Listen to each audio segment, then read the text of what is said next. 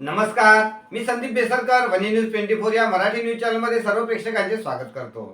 केंद्र व राज्य सरकारच्या कामगार, शेतकरी व भांडवलदार खर्जीने धोरणाविरोधात गुरुवारी राष्ट्रीय कामगार कर्मचारी संघटना, कृती समिती व संयुक्त किसान मोर्चाने पुकारलेल्या देशव्यापी संपाला पाठिंबा म्हणून वनीत भारतीय कम्युनिस्ट पक्ष, आयटक, शेतकरी संघटना, प्रहार जनशक्ती पक्ष व संभाजी ब्रिगेडच्या संयुक्त विद्यमाने मोर्चा काढण्यात आला।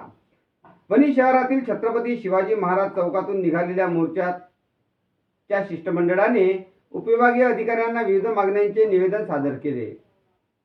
यावेळी छत्रपती शिवाजी महाराज चौकात घोषणाबाजी करण्यात आली व कापसाची होळी करण्यात आली। यावेळी भाकपचे अनिल हेपट, अनिल घाटे, शेतकरी संघटनेचे देवराव धांडे, दशरथ बोबडे, प्रहार जनशक्ती पक्षाचे सतीश देरकर, रघुवीर कारेकर व आशा युनियन आयटकच्या अर्चना कडू, सुचिता निवडिंग, अनिता जाधव उपस्थित होते।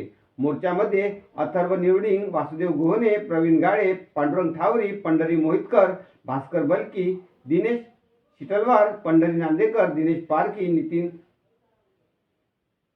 तुराणकर, संदीप भोयर यासह शेकडो कार्यकर्ते सहभागी झाले होते। यावेळी छत्रपती शिवाजी महाराज चौकात घोषणाबाजी करून केंद्र सरकारच्या धोरणांचा निषेध करण्यात आला।